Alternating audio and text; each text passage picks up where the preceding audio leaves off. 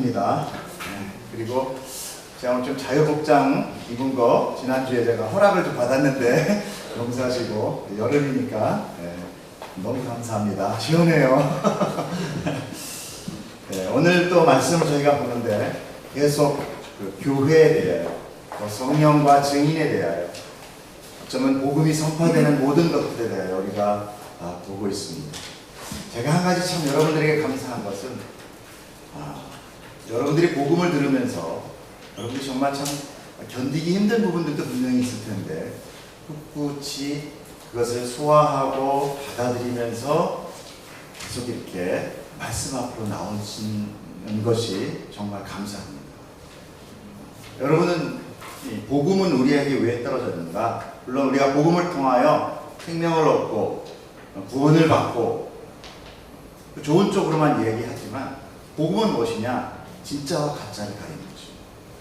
하나님의 백성과 유기된 자를 가리는 게 복음이에요. 그래서 복음을 들으면 어떤 사람은 못 견뎌서 뛰어나갑니다. 어떤 사람은 복음 앞에서 자복해요. 제가 좀 약간 여러분이 과장한 거 한 게 아니고 조심스럽게 얘기하지만 우리가 여러분한테 말씀 듣고 우리가 예배를 통하여 복음의 말씀을 설교를 들었고 나서 내가 뭔가를 그렇구나 이거구나 이제 내가 뭔가 좀 해야지 정말 복음 앞으로 뛰어나가야 되겠구나 라고 우리가 살아나면 그건 복음을 잘못 들었죠. 오히려 복음 앞에서 내가 좌절돼 불가능한 자 정말 내가 복음 앞에서 정말 바닥을 치는 그런 마음을 받으셨을 때 정말 복음을 받으셔요. 복음의 종류는 성향은 그런 거예요. 그때에 무슨 일이 벌어지느냐? 자복함으로 회개하는 마음이에요. 여러분이기 때문에 우리가 복음의 각도를 정확하게 잘 짚고 나가야 우리가 예배 가운데 항상 하나님의 말씀을 접할 수가 있지. 자칫하면 내가 원하는 거, 나 기쁜 이야기 몇 개 듣고 그래 오늘 하루 일주일 내가 참 이제 이렇게 좋다라고 생각하고 나가시면 자칫하면 그것이 우리에게 쌓이면 뭐가 되냐? 복음을 모르는 두터운 벽을 쌓이게 된다고. 자, 본문 들어가면 이제 우리는요 지난주에 초대교회의 하나된 공동체 속에서 말씀이 제쳐지고 접대를 일삼게 되니까 이 말씀은 교회의 말씀이 소홀해진다는 얘기죠. 목양에만 치우중됐다라는 얘기. 목양에만 그렇게 되니까 무슨 일이 벌어졌느냐? 어떤 사건이 벌어졌다. 교회의 말씀 맡은 자가 말씀보다 사람과의 일이 많아지면 그 안에 복음의 말씀으로 양육되는 것이 아니라 행정이나 관리의 사람들을 치중하게 돼서 결국은 교회 공동체는 망가지게 되더라. 그 얘기를 성경이 사도행전을 통해서 말씀하고 계십니다. 이것은 지금 교회 안에 있는 문제라는 거예요. 지난주에 제가 목사님과 어떤 교회를 예를 들어서 말씀드렸죠. 한 300명 모이지만 일주일 내내, 한 달 내내 그 목양하느라고 말씀 볼 새가 없는 그냥 계속 경조사에 아이들 도래 목사가 이게 여러분 그렇게 해가지고 그 주일날 어떤 말씀을 듣겠어요? 어떤 사람이 능력으로 그걸 할 수 있겠어요? 그러니까 어떤 좋은 예와 맡겨서 그냥 여러분 다 웃고 그렇게 돌아가는데 그건 아니다는 얘기죠. 그럼 그 목사님이 정말 복음을 몰라서 그럴까? 아니라는 거예요. 그건 피차 간의 같은 문제다. 여러분 사람에게 집중하지 마십시오. 하나님에게 집중하십시오. 목사가 아무리 똑똑하고 성경을 정말 잘 본다 하더라도 자기가 풀어서 자기 견해로 이야기하는 것은 아닙니다. 사람이 이해해서 푸는 것은 아닙니다. 하나님의 말씀은 정말 자복하고 앉아서 기다려야 돼. 저 같은 경우는 받아야 될 말씀. 아니면 내 소리 되고요. 물론 그거에 따른 내가 받은 것이 정말 이게 환상일 수도 있어요. 그렇기 때문에 그 받은 말씀이 정말 이게 정말 모든 신학자들의 견해에 맞는가 주석에 또 맞춰봐야 돼요. 그런 과정을 2개 이상 주석을 맞춰보고 그 복음의 테두리를 넘지 말아야 되는 그런 것들을 한다 보면 저 같은 경우는요 통상 이틀 이상 걸립니다. 한 편 말씀 준비하는 그것도 제가 꼬박 책상에 앉아서 진짜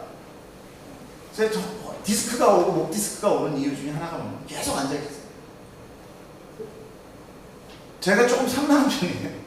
그래서 집중하는 시간이 짧긴 하지만 그래도 하나님한테 집중한다는 것은 내가 노력하기보다 하나님 말씀 언제 온다고 그래요? 환상 중에 이러잖아요. 요한이 어때요? 그래요? 환상 중에 부지구식 중에 하나님 말씀이 막 임해요. 어느 순간인지 몰라. 그래서 저는 중요한 것은 매 순간 제가 하나님한테 마음을 열고 하나님 앞에 조용히 앉아있는 누가 더 오래 앉아있는 저는 이게 중요하다고 생각해요. 그래서 말씀 준비가 다 끝났을 때 제가 느끼는 감정은 어떤 감정이냐, 와 진짜 내가 역시 한 번에 나 말 잘해, 내가 정말 이거 기가 막히게 풀었네, 이게 아니라 와 하나님 감사합니다. 어떻게 이런 걸 알게 해주셨어요. 저도 몰라요. 저는 여러분하고 똑같은 사건입니다. 여러분이 아마 더 성경 많이 보실 수 있어요. 더 기도 많이 하실 수 있어요. 근데 하나님께서 나에게 사명을 주신 거예요. 저는 그냥 통로입니다. 수도꼭지 열면 더물 나오고, 찬물 열면 찬물 내주고, 열면 하나님이 열면 내줘야 되는 게 제 의무예요. 그러려면 제 물탱크 안에 하나님께서 물을 담아주시고 그걸 여러분에게 전하는 거죠. 자, 이렇게 하나 되었던 초대 공동체에 말씀이 소외되자 십자가 앞에 복음 앞에 내가 죄인이었던, 정말 내가 사라졌던, 정말 나가 아닌 우리 공동체, 너 이웃사랑이 하나 되었던 그것이 그 안에 나라는 자아가 부인되었던 내가 다시 올라오면서 니파, 내파, 내꺼 이런 것이 생겨났다. 그럼 이거 분명한 건 내가 살아있지 않으면 내꺼 필요 없어요. 내 고향, 내 농장, 내 교회. 그래서 우리는 정말 내라는 게 정말 내꺼. 여러분 내 걸 자꾸 부인해야 돼. 내 거보다 다 하나님 거다. 그것이 헬라파 유대인, 히브리파 유대인을 만들어낸 거예요. 말씀 안에 은혜로 하나 되었던 그 공동체, 어떤 공동체? 성경에 나오는 그런 공동체가 말씀이 사라지자 다시 그곳에 나라는 것들이 생깁니다. 내 것에 좀 큰 울타리가 뭡니까? 우리잖아. 그것이 바로 헬라파, 무슨 파를 줘서 이렇게 인간의 죄는요, 틈만 생기면 다시 살아나고 또 자라나고 마치 잡초와 같이요, 계속 자라나요. 그래서 그걸 죄가 무섭다라는 거예요. 실상 그 죄의 근원은 여러분 모두 예수 그리스도가 그 저주를 소멸하셨습니다. 아멘. 네, 십자가로 모든 걸 죄주를 다 소멸하셨어요. 지금 그러면 이런 죄의 현상은 과연 무엇인가? 하나님 예수님 다 없애버렸는데 그럼 나에게 있는 이 죄는 뭔가? 자, 하나님의 영향권 아래에 있지 않은 불신자들은 그냥 죄인이에요. 왜냐하면 십자가를 받아들이지 않았으니까 죄사함이 없어요. 그렇죠? 맞죠? 네, 그냥 그것은 죄예요. 그러나 우리는 받아들였기 때문에 분명히 죄가 소멸된 거예요. 해결됐어요. 그럼에도 불구하고 왜 계속 나에게 죄 덩어리로 살아가는 거예요? 또 초대 공동체의 어떤 이런 예수님이 이미 다 했던 그런 정말 순수한 공동체, 이런 나라는 어떤 파 이런 것들이 왜 형성됐습니까? 종종 이것을 우리는 뭐 마귀의 공격이다, 사단의 일이다라고 말하지만 광의적인 것으로는 맞아요. 맞습니다. 악한 세력이. 하지만 죄는요, 창세기의 사단인 뱀으로 인하여 아담에게 들어왔고, 여러분 잘 들으십시오. 아담 이후에 모세 때까지 모든 사람은 다 죄의 저주로 벗어나지 못해요. 언제까지? 모세 때까지. 볼까요? 로마서, 제가 어디 갔어요? 제가 읽어드릴게요. 로마서 5장 14절 말씀에 드렸는데, 그러나 아담으로부터 모세까지 아담의 범죄와 같은 죄를 짓지 아니한 자들까지도 사망이 왕노릇하여 아담은 오실자의 모형이라. 적어놓으십시오. 로마서 5장 14절 가서 보시고, 그럼 모세 때 무슨 일이 일어났길래 모세 때까지 이 죄가 허용된다는 얘기인가? 모세 때 무슨 일이 일어났어요? 출애굽 사건이 일어났잖아요. 그렇죠? 출애굽 사건. 그래서 홍해를 건너서 광야로 나아가는 것이었어요. 하나님은 이것을 구원의 예표로 보여주시고, 홍해를 건너는 것은 세례 받음이다라고 성경은 이야기하고 있어요. 세례가 뭡니까? 죽는 거예요. 그리고 저쪽 상대편 광야로 올라오는 것이 바로 무엇입니까? 바로 새 생명 얻어서 구원을 의미하는 겁니다. 총체적인 구원의 의미가 그때부터 시작돼요. 예수 그리스도의 십자가가 거기날 이루어진 거예요. 자, 이렇게 이제 구원의 완성 단계가 바로 예수 그리스도의 초림이며, 옛뱀인 사단은 예수 그리스도의 십자가와 부활로 인하여 머리가 깨어지는 그런 무기력한 존재가 됐습니다. 사망까지는 아니에요. 요한계시록에 다시 보내는 거 보니까 이건 죽지 않는 영문인 것 같아요. 그래서 사단은 이제 아무런 영향력을 끼치지 못해요. 그럼 도대체 지금 일어나는 죄와 마귀의 현상들은 무엇인가? 그것이 바로 아담의 불신으로 인하여 내 몸에 전가된, 즉 육신에 전가된 죄의 영향력이다라고 이야기해요. 좀 복잡하죠. 내 몸에 전가된 것. 그걸 우리의 육체의 소욕이라고 성령은 이야기를 하고 있어요. 영의 소욕, 성령의 소욕, 그 반대로 육체의 소욕. 육신이 원하는 것. 내 영이 원하는 것이 아니라, 내 영은 구원을 원하고 순종을 원하고 하나님을 원하는데 내 육신은 계속 죄를 먹고 싶어 한다. 아담이 죄로 인해 저주를 받음으로 인하 그 외 인간의 속성이 죄가 돼요. 그냥 죄예요. 넘어서 아까 제가 8장 2절, 육신의 생각은 사망이요, 영의 생각은 생명과 평안이다.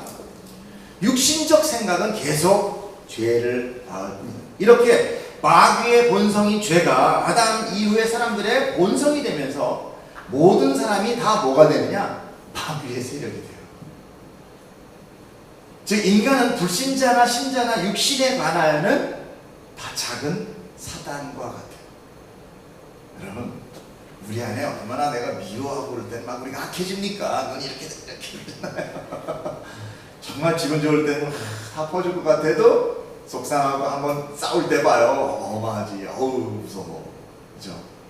더 내 안에 겉으로 표현하지 못한 더 심한. 그래서 하나님은 그걸 뭐라고 하느냐? 살인했다. 우리 미워하지만 정말 너 네 맘대로 해. 법이 와서 대통령이 네 맘대로 괜찮아. 너 죄 믿지? 네 맘대로. 죽이든 살리든 아무런 법 없어. 그러면 다 죽여요. 우리가 법 때문에 못 죽이는 거지. 숨기고. 즉 우리는 뭐냐? 우리가 사탄의 노릇을 하고 있다. 즉 어떻게 보면 사탄이다. 내가 마귀다. 근데 그런 얘기하면 정말 기분 나쁘죠. 한이나 보고 막 이래. 마귀 같아도 싫은데 마귀라니. 죄송합니다. 성경은 우리 보고 마귀라니. 로마서 3장 10절부터 18절까지 보면 기록된 바 의인은 없나니 하나도 없으며 깨닫는 자도 없고 하나님을 찾는 자도 없고 즉 참게 무익하게 되고 선을 행하는 자는 없나니 하나도 없도다.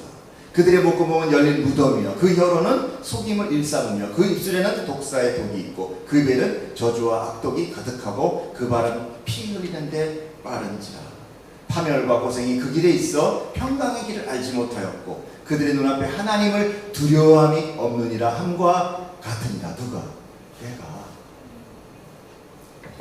여러분 죄송합니다. 어떻게 저 목사는 성경에서 찾아도 꼭 저런 것만 찾아서 얘기해주나.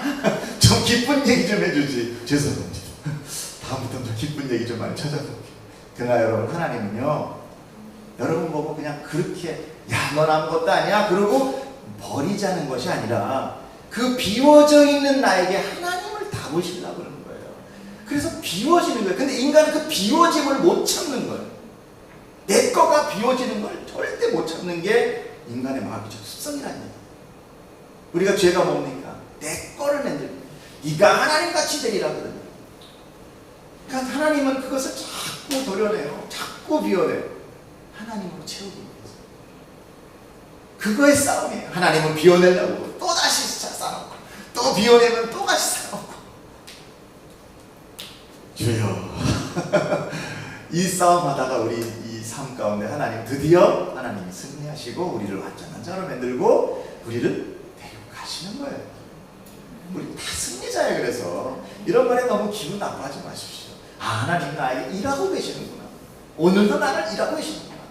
나는 모르고 있었지만 오늘도 일하시는 하나님.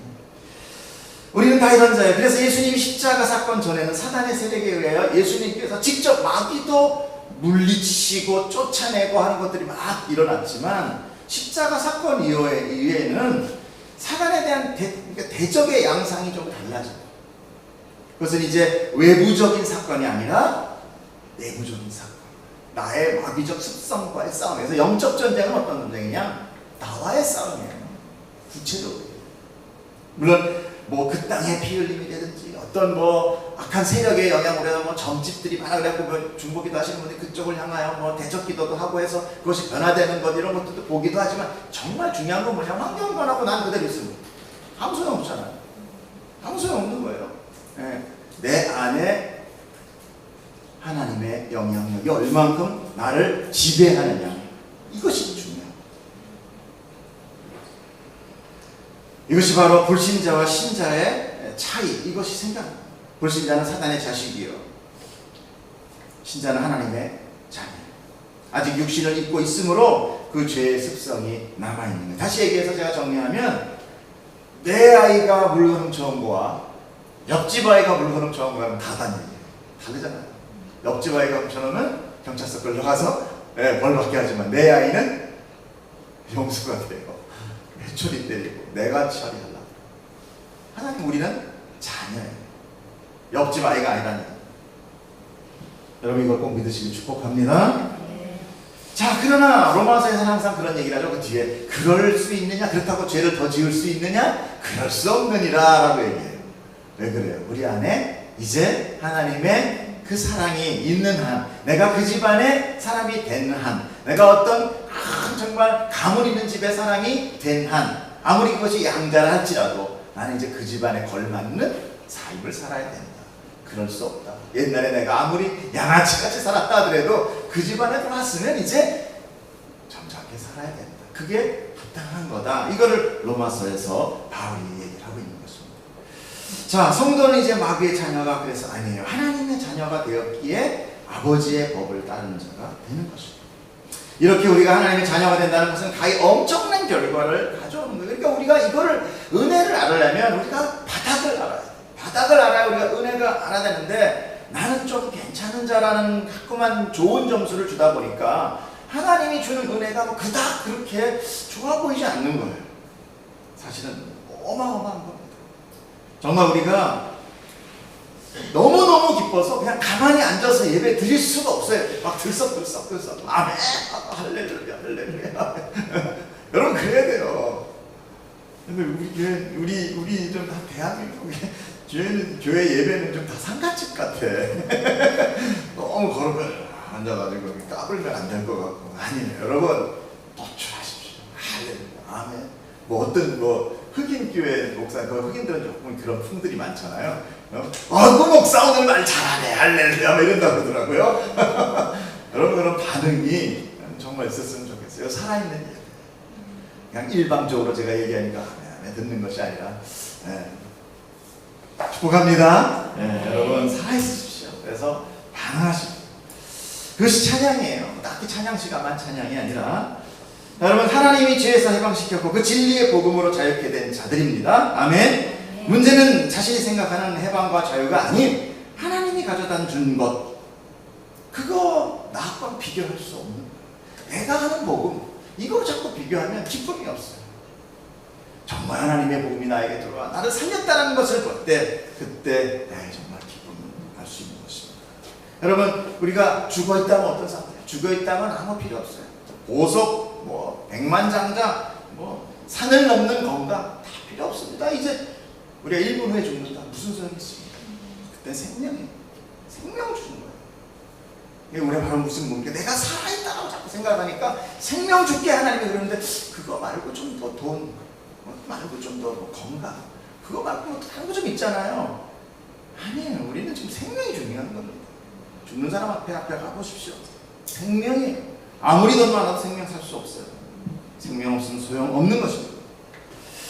자, 이렇게 우리가 자꾸만 다른 것, 이 세상 것, 이 물질 것, 육신이 원하는 것을 보게 하는 것, 이것이 바로 사단이 우리에게 준 거짓 진리다. 나한테 너는 영원히 살 거야.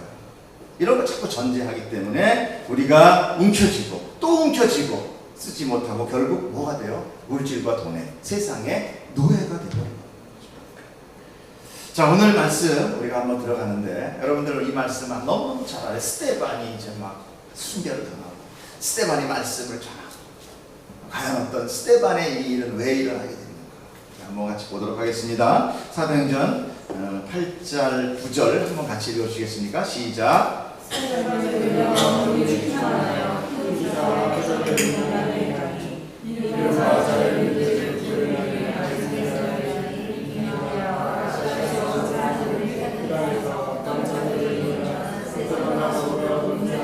아멘.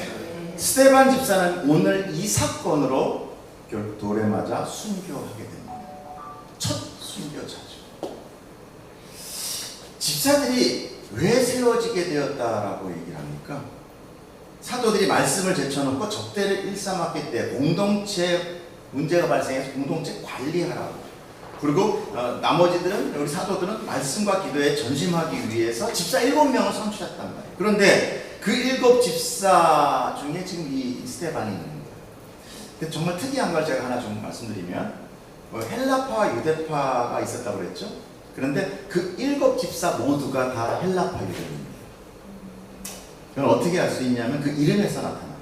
스데반, 빌립, 브로고노, 니가노르, 디몬, 바메나, 니골라 7명 모두가 헬라식 이름이에요. 그러니까 이 사람들이 디아스포라 돼가지고 다 그쪽에 살면서 그 헬라식 이름을 받은 거예요. 우리가 뭐 미국에서 이민 가면 미국 이름 뭐 같잖아요. 미국 이름 막 그러면 강아지 이름 같아. 메리 막 이러면서. 제가 옛날에 우리 강아지들에다가 우리 조카 이름이 벤인데 제가 벤으로 줬다가 우리 누나한테 맞을 뻔했어요. 넌 어떻게 내 아들 이름을 개 이름으로 주냐. 저는 너무 우리 조카가 사랑스러워서 그렇게 했는데, 이 스테판이라는 것은 스테파노라고 아시죠? 스테파노 헬라어인데 그것이 바로 면류관이라는 뜻이에요.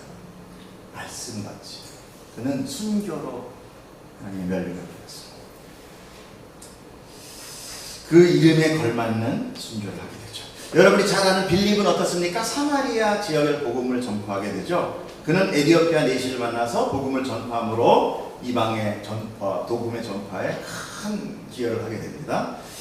니골라 역시도 유대교에 입교한 안디옥 사람이라고 소개를 하고 있지 않습니까? 이 사람은 유대인이 아니라 이방인, 완전 이방인이에요. 유대인에서 이렇게 뭐라 그럴까 디아스포라 했던 유대인이 아니라 그분은 아예 이방인이었다. 그런데 유대교를 믿게 된 자라는 거죠. 그런데 이 니골라는 이방 선교의 역할을 하게 되므로 요한계시록에 아주 이름이 올라오는, 근데 조금 불명예스럽게 이름이 올라와요. 니골라 당을 내가 싫어한다. 근데 이 역사, 이 성경 역사를 보면 이 이름 그 이름으로 왜 이런 거 있잖아. 난 링컨파야 말이에요. 링컨 아무도 몰라. 근데 그냥 난 링컨파야 이런 거 있죠. 난 예수파야. 예수님 알지도 못해. 그러니까 약간 니골라는 이름만 빌려 쓰고 그 당이 이렇게 되는. 그래서 니골라가 직접 그 당을 이렇게 파를 만드는 건 아니고, 그래서 약간 좀 그 니골라가 좀 억울한 거를 겪게 됐다라고 성경학자들이 이야기합니다. 이렇게 사도들은요 원래는 어떤 거예요? 초대 공동체를 잘 돌보기 위해서 7 집사를 세웠는데 사람은 그렇게 세웠단 말입니다. 근데 하나님은 뭘로 세웠다? 복음 전도사로 세웠다. 이미 하나님의 계획 속에 그들이 있었다. 그렇기 때문에 하나님께서는 지금 공동체 관리가 중요한 게 아니다를 지금 얘기합니다. 너희는 지금 공동체 관리하라고 지금 이들을 뽑았지만 하나님은 지금 공동체 관리가 중요합니다. 사람 관리가 중요합니다. 그건 내가 해야 돼. 말씀이 중요하다. 누가 양육을 합니까? 우리 선한 목자 되신 예수 그리스도만이 성도의 참 목자가 되신다. 그렇다면 베드로에게 말씀하신 내 양을 먹이라, 내 양을 치라 라고 얘기한 그 말씀은, 그 먹이라는 가르치는 것은 바로 무엇을 얘기하는 거냐? 말씀을 얘기해요. 복음을 줘요 라는 것을 우리가 알 수 있어요. 말씀 외에는 어떤 것도 교회 공동체 안에서 우선될 수 없다. 그래서 성도라면 말씀을 늘 접해야 돼요. 그 말씀 안에 예수 그리스도의 선한 목자의 손이, 막대기가, 지팡이가 있다는 거죠. 자, 스데반은 자신이 헬라파 유대인이기 때문에 각지에서 모여든 유대인과 이방인들에게 복음을 전했던 것입니다. 그리고 그 장소가 회당이라고 해요. 회당을 활용한 거죠. 사도 바울 역시도 이방 전도 사역을 할 때 그 지역에 유대인들이 모이는 회당을 그 복음 전파의 전략적 기지로 활용하게 됩니다. 동일하게. 스데반의 논쟁은 예수 그리스도의 복음과 유대 율법주의와의 대립이에요. 스데반이 왜 죽게 됐느냐? 스데반이 지금 오늘 이 문제를 다루는 거인 건 나는 뭐냐? 복음과 인간의 종교주의를 다루고 있는. 이걸 보면서 스데반 집사님의 훌륭한 믿음, 그분의 성령 충만함, 여기에 집중하시면 안 되고, 여러분 성경 항상 그 사람에게 집중하시면 안 됩니다. 근데 그것이 트릭이에요. 트릭이. 복음은 사람에게 집중하면 절대 안 돼요. 그러면 사람한테 매여요. 누구한테 집중해야 돼? 예수 그리스도, 성령, 복음, 하나님, 십자가. 여기에. 이거 못 찾으면 처음부터 다시 읽으십시오. 꼭 그걸 찾으세요. 그래서 그 안에서 아까 뭐라고 했어요? 평안, 부활, 이거를 얻어내셔요. 그래서 오늘의 이 말씀은요, 스데반의 논쟁으로 인한 예수 그리스도의 복음과 그 당시에 팽창했던, 유대인 안에 팽창했던 유대 율법주의와 유대주의자들과의 대립이었다. 이들은 유대인들이었고 또 이방인이지만 유대교를 입교한 자들이었기 때문에 이것을 보고 뭐라고 그래? 유대주의다다, 시오니즘이다 라고 얘기했어요. 구약성경과 선민사상 그리고 메시아, 민족 메시아 사상으로 아주 똘똘 뭉쳐있는, 죽으라면 죽을 수도 있는, 그 율법에서 보면은 뭐 네 입이 범죄를 하면 어떻게 해라고 진짜로 막 꾸몄던 사람, 네 손이 범죄하면 진짜 도끼를 찍어냈던 어마어마한 이 행위로서 봐서는 도저히 우리가 따라갈 수도 없는 그런 사람들이 유대주의자였어요. 자, 이들의 특징이 뭐냐면, 첫째, 구약 성경은 뭐냐? 말씀은 뭐냐? 구약 성경이에요. 모세 오경을 중심으로 한 토라를 얘기합니다. 둘째, 민수기와 레위기, 신명기에 나타난 율법과 제사를 목숨 걸고 지키는 자들. 셋째, 하나님이 아브라함을 찾아와서 이삭의 자손으로 이스라엘을 택했다라는 그 택함의 우월함으로 오직 구원은 유대인에게 한정되어 있다라고 생각하는 선민사상. 넷째, 메시아는 민족 메시아로 하나님께서 다윗과 같은 막강한 왕을 보내주셔서 저 로마와 강대국을 다 멸하고 세계의 중심으로 다시 다윗의 영화를 다시 누리게 할 거다. 요걸로 완전 털 뭉쳐있었어요. 근데 예수님이 와가지고 그거 아니야. 그러니까 말이야. 저놈 죽여라. 여러분, 우리 안에 이게 믿음이야 라고 하고 있는 인간 행위적 믿음의 껍데기가 여러분 있다는 거 아십니까? 이게 어마어마해요. 예수님이 딱 지금 재림하셔서 야 그거 아니야 그러면 죽습니다. 모든 성경학자가 얘기해요. 만약에 지금 이 시대에 예수님이 오면 누가 죽이느냐? 교회가 죽인다. 지금 교회가 얼마나 많은 무슨 팔아 나눠져 있습니까? 감리교, 무슨 장로교, 성결교, 침례교, 그 또 안에 또 무슨 바. 그게 다 뭡니까? 다 내 거다라는 거, 내 거. 하나님은 한 분이고 예수님은 하나님이고 한 복음 아래에 있는데 어떻게 다 견해가 다르냐. 그런데 스데반이 회당에 와서 나도 그거 아니야 그러고 주장한 게 첫째 뭐냐? 너희가 죽인 예수가 진짜 메시아야. 이거 탭으로 콱 찌는 거죠. 그리고 그 사람이 하나님의 아들. 둘째는 뭐냐? 구원은 율법 지킴이 아니라 오직 하나님 은혜로 예수 그리스도를 나의 구주로 믿고 삼는 자에게 거저 주시는 것이다 라고 선포하니까 논쟁입니다. 이게 무슨 소리 하는 거야 지금 얘가. 이게 좀 엉뚱한 소리 하고 있는 게 너 지금 뭐 알기나 해 지금? 네가 아브라함을 알아? 뭘 알아? 그래서 나중에 뒤에 보면은 스데반이 어떻게 아브라함 때부터 시작해서 쫙 역사를 읊어요. 아니, 그거만 봐도 참 성경이 다 보여요. 구약 한창 다 보여요. 스데반은 집사로 선출되기 전에 먼저 뭐라고 얘기했냐? 믿음과 성령이 충만했다고 성령이 기록하고 있어요.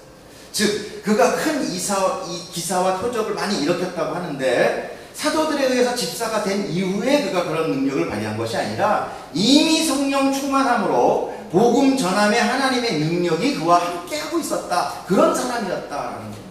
그러니까 그는 관리만 하고 행정하는 사람이 아니라 하나님의 말씀으로, 복음으로, 성령 충만으로 이미 준비되어 있던 사람이다. 이것은 스데반의 능력이나 믿음의 크기가 아니라 누구의 능력이에요? 성령의 능력으로, 성령의 권능으로 그를 붙들고 있었다라는 것입니다. 여러분, 이미 하나님께서 여러분 안에 거하십니다. 아멘이십니까?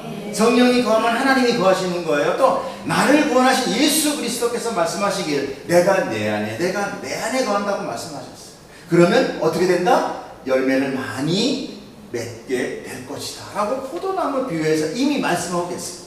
그런데 우리는 뭐예요? 믿지 않는 거예요. 아니요, 내가 포도나무에 붙어서가 아니라 내가 뭔가 열심히 해야 열매가 생기는 거죠. 거름도 주고 뭐도 주고. 아니요. 바로 이것이 뭐냐? 현대의 율법주의. 율법은 나의 행위로 그 법을 지켜내겠다는 것. 그것이 바로 유대주의의 핵심입니다. 율법이란 하나님께서 지키라고 준 것이 아니에요. 여러분 잘 아셔야 됩니다. 레위기 민수기에 보니까 지키라고 나왔던데요. 맞아요. 그런데 그들이 지켰습니까? 못 지켰어요? 그럼 이스라엘이 끝난 거네요? 아니에요.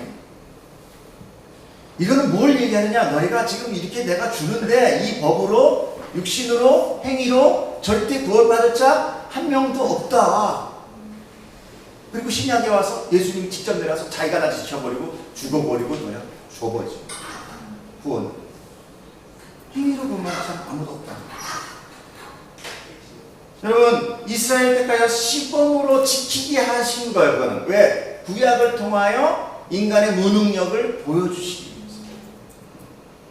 율법이란 만약에 100개라 그러면 100개에서 99개를 지키다가 단 하나를 못 지키면, 예를 들어서 내가 평생 율법 지켰어요. 근데 죽기 전에 딱 한 번 잘못했어. 그럼 어떻게 돼요?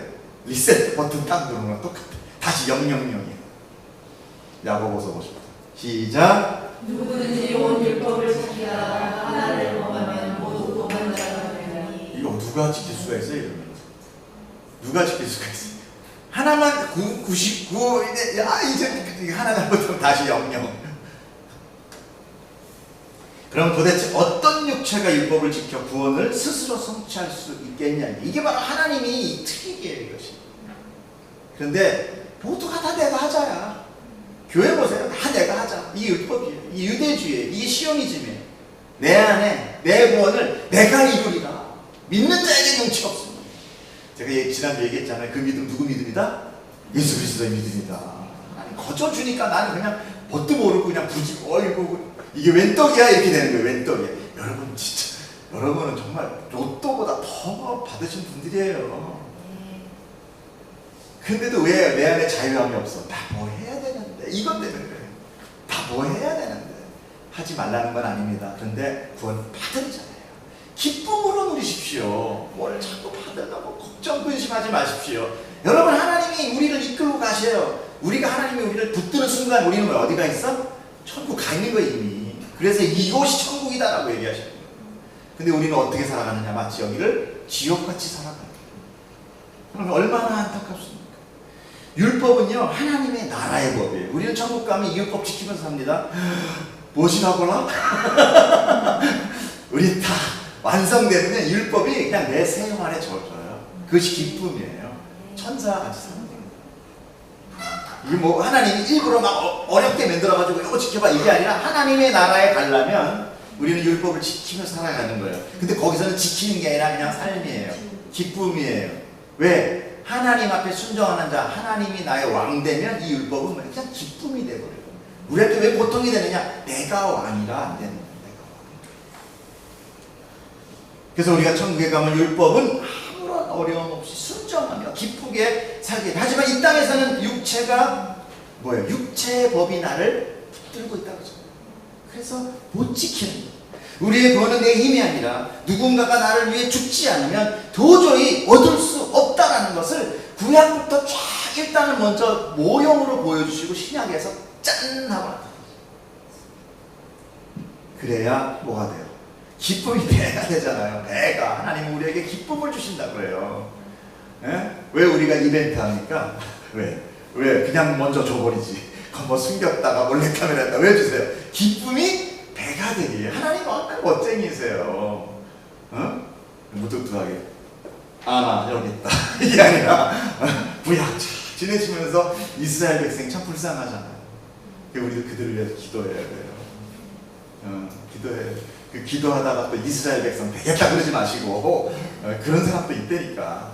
하여튼 사람은 뭐든지 만들어내는데 천재 같아. 아무튼 아유 이게 말을 다 하려면 또 발세. 아무튼 여러분 생명 받았다면 여러분 기뻐해야 돼. 근데 왜 기쁘지 않습니까? 왜 두려워요? 왜 그렇습니까? 사단 마귀가 하나님과 나를 끊어버리겠다고 자꾸만 나를 공격해서 기쁨을 빼앗아가. 이게 사단의 일이에요. 제일 사단의 일이 중요한 건 뭐냐면 내가 구원받은 자인데 이 삶을 전혀 기쁘지 않게 살아가요. 이게 사단의 일이에요. 사단도 어지간히 할 일 없어. 어차피 우리 구원받아. 근데 사는 동안 슬퍼하다, 두려워하다, 근심하다 천국 가게 만드는 게 사단의 일이에요. 근데 사단을 또 하나님은 부려요. 이것까지 얘기하면 복잡한데 사단은 또 하나님은 대적 상대가 아닙니다. 부리는 영이에요. 부리는 영. 그래서 사단 보고 나중에 요한계시록에 너 무적행으로 들어가 그러니 할 수 없이 가요. 아무 소리 못하고 들어가요. 싸우지도 못하고. 그러니까 왜 필요하다? 그런 가운데 은혜가 되게 하는 로마서에 그러잖아요. 죄 가운데, 아픔 가운데, 아픈 자식에게 하나님의 사랑이 더, 아버지 부모의 사랑이 더 가듯이 너가 죄 가운데 있을 때 하나님의 은혜가 더 크다. 그렇다고 우리가 죄를 더 지겠느냐? 그럴 수 없느니라.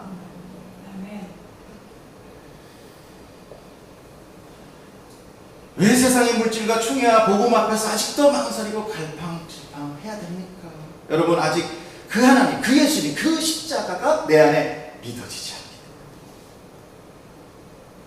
여러분 하나님 우리를 택하셨으면 우린 가.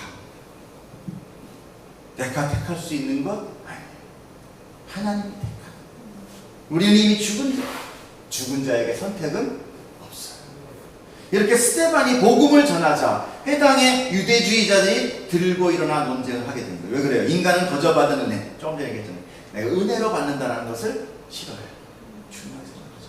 뭔가 내가 행위로 이렇게 뭔가 이렇게 들어가요. 작은 것이라도 내가 지키고 행하면 그때 뭐야? 내게 돼요. 선함도 내게 돼요. 착함도 내게 돼요. 그러면 요거 안 놔요. 이게 뭐예요? 이력이에요. 이력을 쓸 때 내가 어디서 뭐 했고 그 이력 프로필이 뭡니까? 이 세상에서는 뭘로 봐요? 그걸로 보잖아요. 하나님 나라에서 그거 한번 쓰면 큰일 납니다. 그거 쓰시지 마세요. 천국 가실 때 뭐라고 써야 돼요? 예수 그리스도 십자가. 이거 하나 딱 쓰세요. 그래서 어이구 내 새끼 왔네. 예수 그리스도 십자가 밑에 뭐 내가 선교 간 거 주님들 그러면 내가 널 너무 잘 알지 못한 이렇게 되면 큰일 나십니다. 자, 십자가 한번 읽읍시다. 빨리빨리 나갑시다. 스데반이 지혜와 성령으로 말함을 그들이 능히 당하지 못했다. 스데반은 믿음과 성령이 충만했고 은혜와 권능이 임하였어요. 지혜와 성령이 그 모든 대적의 논쟁에서 말하는 주체다. 누가 얘기했어요? 지혜와 성령이. 지혜는 누가 줍니까? 성령이 줍니다. 성령은 누가 줍니까? 지혜가 줘요. 여러분 지혜를 제가 여기 이 말씀이 자 그냥 갑시다. 내가 모르겠다. 복음은 설득함으로 전달되는 것이 아니고 지혜와 성령으로 되는 것입니다. 복음은 성령이 말하게 하심으로 선포되고 그 선포된 말씀이 일하는 거예요. 그래서 뭐라고 했습니까? 마지막에 지난주 마지막에 제사장의 무리도 그 말씀으로 말씀이 왕명해지니까 복종하다. 그 도에 복종하다. 이 복종하다가 휘파코라는 헬라어 얘기인데 그걸 주의 깊게 들었다. 자기가 그걸 받아들였다라는 건데 독특한 게 뭐냐면 들을 때 이렇게 들었다. 배등하게 듣는 게 아니라 위에서 얘기하는 걸 아래에서 듣는 거를 이야기해요. 휘파코는. 그러니까 하나님의 음성을 우리가 받아들여서 듣는 거. 이 원어를 조금씩 이렇게 제가 풀어드리는 것은 그 형식을 좀 알게 하기 위해서. 유대주의의 사고에 젖어 있었던 제사장들이 이제 예수 그리스도 아래에서 복종하고 순종하는 자가 되었다. 뭐 때문에? 말씀으로. 그들의 노력이 아니라는 거죠. 말씀이, 여러분, 제가 아니라 성령의 말씀이 여러분들을 가르치고 인도하시고 고치실 겁니다. 아멘. 아멘. 말씀이 일하시는 거예요. 성령님이 일하시는 겁니다. 해당해서 유대자이들은 스데반과 논쟁을, 그러나 논쟁을 하는데 말하는 것은 지혜와 성령이에요. 자, 성령은 우리가 좀 알아요. 그럼 지혜는 뭔가? 지혜는 뭔가? 잠언. 자, 잠언. 자, 나 지혜는 이라고 나오죠. 자, 그러니까 이제 지혜가 자기에 대해서 설명하고 있는 거예요. 나 지혜는 주소를 삼으며, 명철로 주소를 삼으며 지식과 근신을 찾아 얻나니. 그 다음에 그 장황한데 22절로 넘어가겠습니다. 읽어보겠습니다. 시작. 여호와께서 그 조화의 시작 곧 태초에 일어나기 전에 나를 가지셨으며 만세 전에 태초부터 땅이 생기기 전부터 내가 세움을 받았나니. 태초 전, 창조 전부터 있었단 얘기예요. 아직 바다가 생기지 아니하였고 큰 샘들이 있기 전에 내가 이미 났으며 산에 세워지기 전에 언덕이 생기기 전에 내가 이미 났으니 하나님이 아직 땅도 들도 세상 진터의 근원도 짓지 아니하셨을 때라. 그가 하늘을 지으시며 궁창을 해면에 두르실 때에 내가 거기 있었고 그가 위로 구름 하늘을 견고하게 하시며 바다의 샘들을 힘있게 하시며 바다의 한계를 정하여 물이 명령을 거스르지 못하게 하여 땅의 기초를 정하실 때 내가 그 곁에 있어서 뭐가 돼요? 창조자가 되어 날마다 그의 기뻐하시는 바가 되었으며 항상 그 앞에서 즐거워하시며 사람이 거처할 땅에 즐거워하며 인자들을 기뻐하였느니라. 아멘. 누구예요? 할렐루야. 아까 성령님 나왔죠? 지혜가 누구예요? 할렐루야. 성자. 그래서 말씀이라고 해요. 지혜라고 해요. 소피아. 태초에 말씀이 계시니 요한복음에 나오죠. 예수님. 그러니까 이 지금 스테반이 막 얘기를 하는데 누가 얘기를 하고 있어요? 누가 싸워주고 있어요? 예수 그리스도와 성령님이 그들과 유대주의와 대장. 스테반입니까? 성령님입니까? 이걸 정확하게 아셔야 돼요. 여러분이 거기 있을 수도 있어요. 믿음 있는 자는 예수와 성령님이 대언한다는 얘기예요. 대가 두려울 거 없어요. 내 싸움이 아니에요. 혈과 육의 싸움이 아니라고. 이렇게 지혜는 창조주와 함께 창조에 임한 존재, 바로 성자 하나님 예수 그리스도. 그러니까 예수님과 그의 영이, 성령이 스데반에게 할 말을 넣어주고 있다. 그 말이 그들과 논쟁하고 있고 그들이 당할 재간이 있어요, 없어요? 당연히 없죠. 진리이신 하나님이 얘기하는데 인간이 어떻게 이겨요? 당할 재간이 없으니까 왜 11절부터 시작. 사람들을 매수하여 말하게 하되 이 사람들이 모세와 하나님을 모독하는 말을 하는 것을 우리가 들었느니라 하게 하고 백성과 장로와 서기관들을 충동시켜 와서 잡아가지고 공회에 이르러 거짓 증인들을 세우니 이르되 이 사람이 이 거룩한 법과 율법을 거슬러 말하기를 맞이 아니하는도다. 그 말에 이 나사렛 예수가 이곳을 헐고 또 모세가 우리에게 전하여준 규례를 고치겠다 하를 우리가 들었노라 하거늘. 드디어 뭐가 나옵니까? 세상이 잘하는 거 뭐예요? 돈, 힘, 억압, 이거로 대적하는 자기의 힘. 사람들을 돈으로 매수하고 거짓하고 증거하게 하고 충동시키고 군중심리를 이용하고 세상의 법적과 종교 재판에 넘겨버리고.